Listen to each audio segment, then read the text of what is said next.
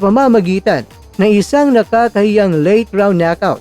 Ang naratibo ay nagsasabi na dahil sa edad ni Casimero at sa kanyang mga nakaraang isyu, ang kanyang stamina ay maaring bumigay sa huling bahagi ng laban.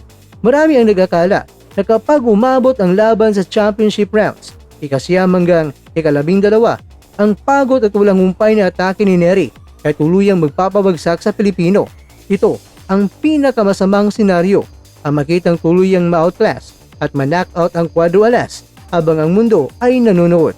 Ngunit narito naman mga kwento ang malaking pagkakamali ng mga kritiko at ni Nery mismo.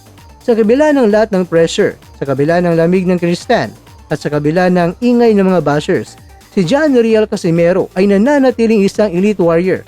Ang lahat ng bigat ng mga dahilan kung bakit bawal siyang matalo, ang ligasiya, ang kahiyan at ang pambabatikos ay magsisilbing pinakamalakas sa panggatong sa kanyang puso. Ang tigre ng ormoc ay hindi madaling mapapahiya kapag siya ay nasusukol.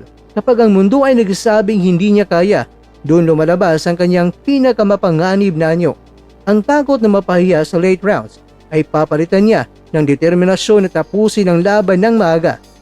Ang takot na mapahiya sa late rounds ay papalitan niya ng determinasyon na tapusin ang laban ng maaga.